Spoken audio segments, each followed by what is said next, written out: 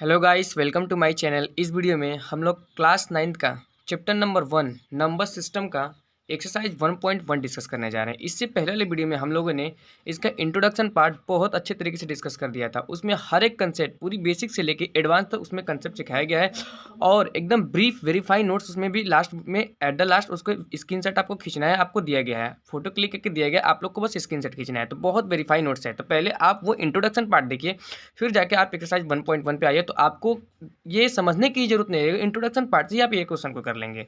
ठीक है, तो चलिए हम लोगों ने आपको समझाने की कोशिश किया है बहुत अच्छे तरीके से। चलिए स्टार्ट करते हैं एक्सरसाइज 1.1। देखिए क्वेश्चन नंबर 1 क्या क्या है, is zero a rational numbers, can you write it in the form of p by q where p and q are integers and q not equal to zero. तो हर एक चीज़ इसमें important बोला है question में। देखिए पहले बोला है कि क्या जीरो एक रेशनल नंबर्स है। देखिए रेशनल नंबर्स होता क्या है, देखिए दुनिया में कोई भी नंबर्स को हम रेशनल नंबर्स कहते हैं, या वो पी बाई क्यू इस तरीके से फ्रैक्शन में हो या ना हो, वो रेशनल नंबर्स ही होता है। क्यों, देखिए क्या है कि ये 1 2 हो गया, उसके बाद मान लीजिए 3 हो गया, तो ये भी रेशनल नंबर्स है, भले पी बाई क्यू के फॉर्म में हो या ना हो, क्योंकि हर एक नीचे नंबर 1 छिपा रहता है। 1 छिपा तो इसका मतलब पी बाई क्यू के फॉर्म में हो गया। ठीक है, तो रेशनल नंबर्स होता है वो क्या, जो पी बाई क्यू के फॉर्म में हो, लेकिन कभी भी ये डिनोमिनेटर में जीरो के इक्वल्स नहीं होना चाहिए, जो कि क्वेश्चन में ये बोला है q not equal to zero. Q not equal to zero इसलिए नहीं होना चाहिए क्योंकि वो इसलिए जीरो के इक्वल्स नहीं होना चाहिए क्योंकि अगर डिनोमिनेटर ही जीरो के इक्वल्स हो जाता है तो हमारा क्या होता है कि क्वेश्चन ही गलत हो जाता है। मतलब क्या होता है कि वो हमारा अगर डिनोमिनेटर जीरो हो जाएगा तो मतलब हमारा जो नंबर्स है वो नॉट डिफाइंड हो जाएगा। इसलिए डिनोमिनेटर कभी भी जीरो के इक्वल्स नहीं होना चाहिए। तो क्वेश्चन पे आते हैं, क्या बोले जीरो एक रेशनल नंबर्स है, तो यस जीरो क्या है, जीरो एक रेशनल नंबर्स ही है।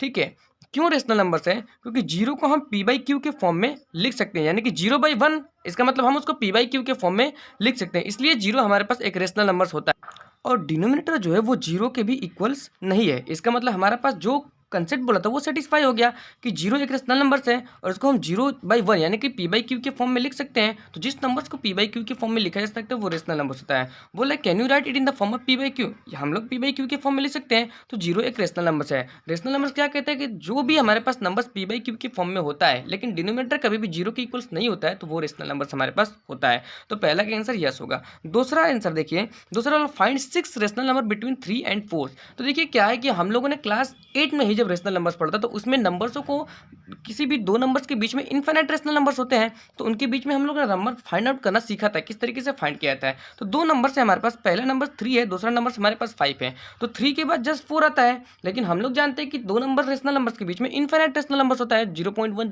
3.1 3.2 3.01, ये सब क्या है, इसके बीच में ही नंबर्स हैं। तो इनफाइनाइट रेशनल नंबर्स होता है, लेकिन हमें दिख नहीं रहा है साफ साफ हमें इसमें दिख नहीं रहा कि मतलब किस तरीके से हम रेशनल नंबर्स इसमें बनाएंगे। तो जब भी आपको इस तरीके से क्वेश्चन है कि 6 या 10 या 20 कितना भी रेशनल नंबर्स फाइंड आउट करें, तो उसके हिसाब से आप डिनोमिनेटर में और न्यूमरेटर में अपने हिसाब से नंबर्स को, सेम नंबर्स को मल्टीप्लाई कर दीजिए। देखिए मैं न्यूमरेटर में डिनोमिनेटर में 10 से मल्टीप्लाई कर देता हूँ। तो जब मैं न्यूमरेटर में 10 से मल्टीप्लाई करूंगा तो मुझे डिनोमिनेटर में भी 10 से मल्टीप्लाई करना पड़ेगा। ठीक है, 10 1 जा 10। आफ्टर दैट देखिए हमारे पास 4 है, तो 4 में हमने 10 से मल्टीप्लाई कर दिया और डिनोमिनेटर में भी फिर हमें 10 से मल्टीप्लाई करना पड़ेगा। हर नंबर के नीचे 1 छिपा रहता है, इसलिए 1 × 10। ठीक है, ध्यान दीजिए कि जब भी हमारे पास किसी भी दो रेशनल नंबर्स के बीच में नंबर्स फाइंड आउट करने के लिए बोले तो उसका डिनोमिनेटर सेम होना चाहिए। कभी भी डिनोमिनेटर सेम नहीं रहेगा तो हम नहीं फाइंड आउट कर पाएंगे। ठीक है, तो ऊपर क्या आया हमारे पास 30 आया, 30/10, और इधर क्या आया 40/10। देखिए 30 हमें क्या बोला था, 6 रेशनल नंबर निकालने के लिए बोला था, तो आसानी से निकालिए हमने। देखिए 30/10, इसके बाद क्या आएगा 31/10, 32/10, 33/10, एज इट इज चलता जाएगा हमारे पास 40/10 तक जाएगा। तो इसके बीच में तो 6 से ज़्यादा ही हमारे पास रेशनल नंबर है, लेकिन 6 ही बोला था। ठीक है, तो इस तरीके से आप आसानी से इनके कोई भी दो नंबर्स के बीच में infinite rational number find out कर सकते हैं। क्वेश्चन नंबर 3 देखिए, अब फ्रैक्शन में दे दिया। क्वेश्चन नंबर 3 में हमारे पास फ्रैक्शन में दे दिया कि 3/5 और 4/5 के बीच में क्या 5 रेशनल नंबर्स निकालने हैं हमें। 3/5 और 4/5 के बीच में हमारे पास 5 रेशनल नंबर्स फाइंड आउट करना है। देखिए किस तरीके से हम फाइंड आउट करेंगे 3/5 और 4/5 के बीच में। पहला हमारे पास क्वेश्चन क्या है 3/5 और आफ्टर दैट हमारे पास है 4/5। तो मैंने बोला था कि डिनोमिनेटर जो है बेस उसका सेम होना चाहिए, तो इसका सेम है, लेकिन 3 के बाद जस्ट 4 आ जाता है, तो हम लोगों को नंबर दिख नहीं रहा है, लेकिन हम इसको बनाएंगे। कैसे बनेंगे, मैंने बोला था आसानी से कि जब भी आपको इस तरीके से आए तो आप ऊपर नीचे सेम नंबर से मल्टीप्लाई कर दीजिए। तो 5 रेशनल नंबर बनाना है तो आप किसी भी नंबर से मल्टीप्लाई कर सकते हैं, जरूर नहीं जो नंबर से मैं मल्टीप्लाई करूँगा ऊपर नीचे उसी से आप भी मल्टीप्लाई करेंगे। देखिए मैं फिर से अगर 10 मल्टीप्लाई कर, तो ऊपर में 3 में 10 से मल्टीप्लाई करूँगा तो 30 हो जाएगा और डिनोमिनेटर में 5 10 जा 50 हो जाएगा। इधर 10 से मल्टीप्लाई करूँगा तो 40 हो जाएगा और 5 10 जा 50 हो जाएगा। तो बेस हमारे पास अभी भी सेम है, लेकिन हमें 5 ही रेशनल नंबर्स निकालने के लिए बोला था, तो आसानी से हम लोग निकाल लेते। देखिए क्या है 30/50, उसके बाद 31/50, उसके बाद 32/50। ठीक है, एज इट इज चलता जाएगा। 5 ही निकालने के लिए बोला था तो हम लोग ने 10 निकाल लिया, 40/50। ठीक है, तो हमारे पास 5 रेशनल नंबर इनके बीच में आ जाएगा। उसके बाद देखिए हमारे पास इसके क्वेश्चन के बाद क्वेश्चन नंबर 4 में क्या बोल रहा है, state whether the following statements are true and false, give reason for your answer. मतलब हमें जो भी तीन ये इन्फॉर्मेशन दिया है इसके बारे में बताने की क्या ये ट्रू है या फॉल्स है। देखिए बहुत सिंपल क्वेश्चन है, किस तरीके से है देखिए यहाँ पे बताता हूँ। देखिए सबसे पहला क्वेश्चन क्या है, every natural number is a whole number. देखिए अगर आप मेरी इंट्रोडक्शन पार्ट देखे होंगे तो उसमें आप ये क्वेश्चन को देखते ही कर देंगे।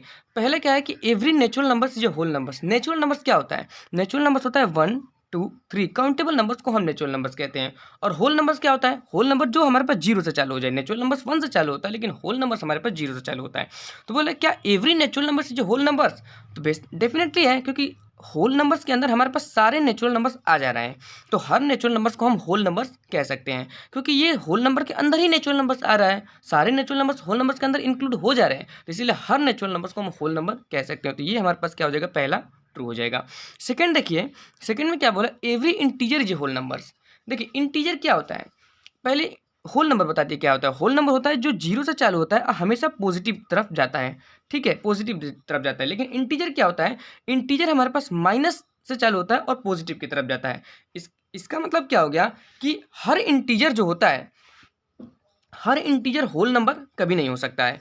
एवरी इंटीजर, क्योंकि क्या है कि होल नंबर क्या है जी, होल नंबर 0 से ही चालू होता है, लेकिन होल नंबर के अंदर नेगेटिव नंबर नहीं आते हैं, लेकिन इंटीजर के अंदर नेगेटिव नंबर भी आ जा रहे हैं। तो हर इंटीजर्स को हम होल नंबर नहीं कह सकते हैं, बस हम उसी को होल नंबर कह सकते हैं जो होल नंबर के अंदर सारा आ जाए। लेकिन इंटीजर सारा जो होता है वो होल नंबर्स के अंदर नहीं आता है, केवल पॉजिटिव इंटीजर ही होल नंबर्स के अंदर आता है। तो इसलिए सारा इंटीजर, नेगेटिव वाला इंटीजर होल नंबर के अंदर नहीं आ रहे हैं, तो इसलिए क्या होगा, इसका आंसर हमारे पास फॉल्स हो जाएगा।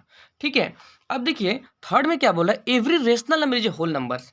तो होल नंबर तो यही होता है 0 1 2 3। रेशनल नंबर्स क्या होता है, जो फ्रैक्शन में होता है, p/q के फॉर्म में होता है। तो क्या हर फ्रैक्शनल नंबर्स होल नंबर के अंदर आ जाएगा, नहीं, बिल्कुल नहीं आ पाएगा। क्यों, क्योंकि जो हमारे पास इंटीजर फॉर्म ही होता है होल नंबर, जो 0 1 2 3 4 5 से चालू होता है। लेकिन रेशनल नंबर्स क्या होता है, फ्रैक्शनल नंबर्स होता है। तो सारे फ्रैक्शनल नंबर्स होल नंबर्स के अंदर नहीं आ पाएंगे, और जब सारे फ्रैक्शनल नंबर्स होल नंबर्स के अंदर नहीं आ पाएंगे तो इसलिए क्या होगा, ये भी हमारे पास फॉल्स हो जाएगा। ठीक है, आई होप कि आपको ये एक्सप्लेनेशन बहुत ही अच्छे तरीके से समझ में आया होगा। तो मिलते हैं आपसे नेक्स्ट वीडियो में। Thank you so much for your love and support. और अगर आपने मेरे चैनल को सब्सक्राइब नहीं किया तो प्लीज़ मेरे चैनल को सब्सक्राइब कर दीजिए, क्योंकि इस चैनल पे आपको मैथमेटिक्स रिलेटेड एक भी डाउट नहीं फंसेगा, और with the help of notes भी आपको प्रोवाइड होगा, वो भी बहुत ही एडवांस नोट्स आपको प्रोवाइड होगा।